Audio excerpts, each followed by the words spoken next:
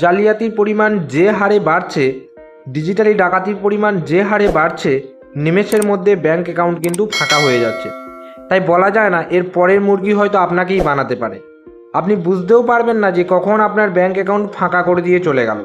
আগে মানুষরা সম্পত্তি টাকা পয়সা ঘরে রাখতো, তাই ঘর লুট হতো। এখন অনলাইনে ডিজিটালি টাকা লেনদেন করছে, তাই অনলাইনে ডিজিটালি ডাকাতি হচ্ছে।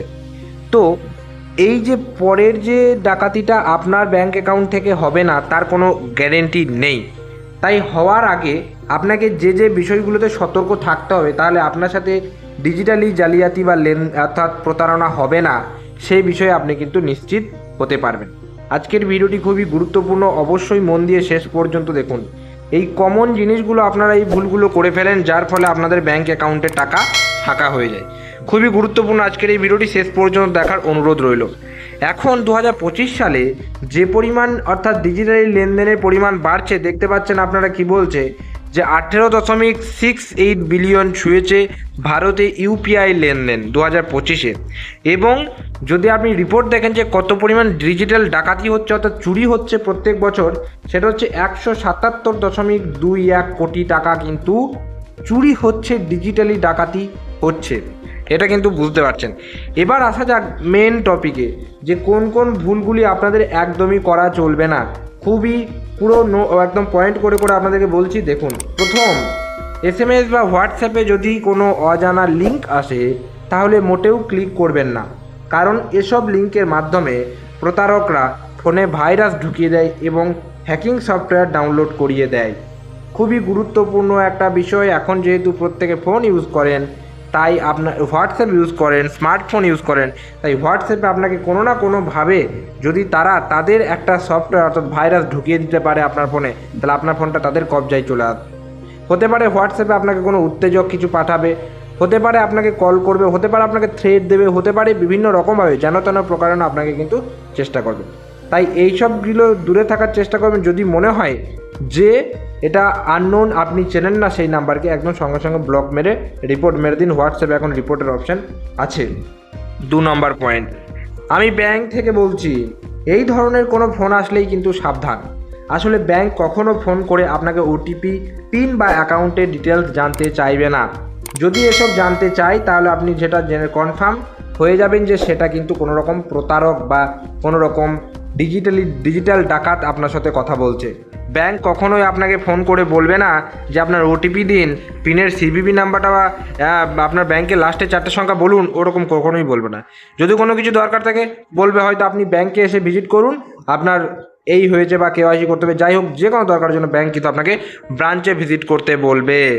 নাম্বার 3, অনেক সমস্যা সমাধানের কথা বলে আপনাকে অ্যানিডেস্ক বা টিম ভিউয়ারের মতো অ্যাপ ডাউনলোড করিয়ে দেয়, আর এগুলো ইনস্টল করলেই প্রতারকরা পুরো ফোনের অ্যাক্সেস পেয়ে যাবে। খুবই ক্ষতিকারক একটা অ্যাপ। হ্যাঁ, দরকারের সময় আপনি করতে পারেন, কোনো কারোর যখন কোনো সমস্যা হলে আপনি কিন্তু হেল্প করতে পারেন, কিন্তু কেউ অচেনা ব্যক্তি যদি আপনাকে টিম ভিউয়ার বা অ্যানিডেস্কের মতো অ্যাপ ডাউনলোড করতে বলে, তাহলে কিন্তু বিপদ। এতে কি হয়, যে অ্যাডমিন থাকবে আপনার ফোনের সমস্ত অর্থাৎ স্ক্রিনটা সে কিন্তু দেখতে পাবে, তাই সেখানে কিন্তু আপনার প্রবলেম। এরপরে যেটা রয়েছে পয়েন্ট 4, যাকে টাকা পাঠাচ্ছেন তার নাম, ইউপিআই আইডি ঠিক আছে কিনা সেটা অবশ্যই আপনাকে চেক করতে হবে। কারণ এখানে অনেক সময় কি হয়, অনেকে এরকম হয় যে আপনাকে ভুল করে টাকা পাঠিয়ে দেয়। এবার আপনাকে সে ফোন করবে, কাকুতি মিনতি করবে, আপনি দয়ার শরীর আপনি সেই টাকাটা তাকে পাঠিয়ে দিলেন। যেই টাকা পাঠিয়ে দিলেন আপনি, পর মুহূর্তে দেখছেন যে আপনার সমস্ত টাকাই উঠে গেছে। ঠিক আছে, তাই কেউ যখন ভুল করে টাকা পাঠাবে আপনাকে অনলাইনে, আপনি আগে সাইবার সিকিউরিটিতে যান। হ্যাঁ, যদি বা কোনো আপনি যাচ পড়তাল করে দেখলেন যে সেটা জেনুইন, তাহলে রিটার্ন করে দিন। কিন্তু যদি মনে হয় না জেনুইন নয়, তাহলে অবশ্যই কিন্তু আগে রিপোর্ট করুন। ওটিপি বা পিন ভুলেও কখনও কাউকে শেয়ার করবেন না, এমনকি কোনো ব্যাংক কর্মীকেও নয়। এটি একমাত্র আপনার তথ্য, অন্য কাউকে দিলে পুরো অ্যাকাউন্ট কিন্তু আপনার খালি হয়ে যেতে পারে। কোনো সন্দেহজনকভাবে টাকা যদি কেটে যায় বা ইউপিআই অ্যাপ থেকে যদি আপনার ট্রানজ্যাকশান না দেখায়, অথচ কিন্তু টাকা হয়ে গেছে, কেটে গেছে, অবশ্যই কিন্তু আপনি সাইবার সিকিউরিটি যে হেল্পলাইন নাম্বার সেখানে যোগাযোগ করবেন।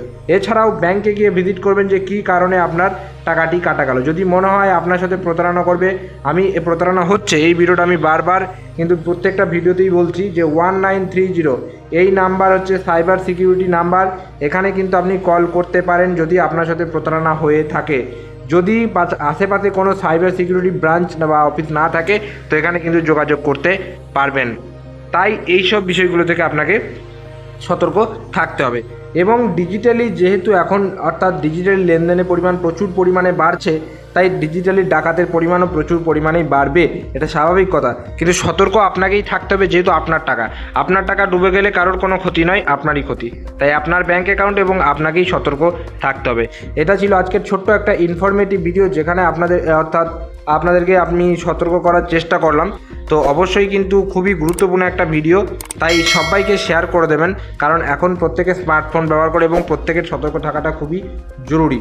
আর যদি ভিডিওটি ভালো লেগে থাকে একটা লাইক করবেন, চ্যানেলে যদি নতুন থাকেন চ্যানেলটিকে সাবস্ক্রাইব করে পাশে যে বেল নোটিফিকেশন সেটা অলে সেট করে রাখবেন, কারণ আমরা এই চ্যানেলে বিভিন্ন রকম আপডেট সংক্রান্ত ভিডিও প্রতিনিয়ত আপলোড করার চেষ্টা করে থাকি, যাতে কোনো না কোনোভাবে আপনাদের একটু হলেও হেল্প হয়, সেটা আমি চাই।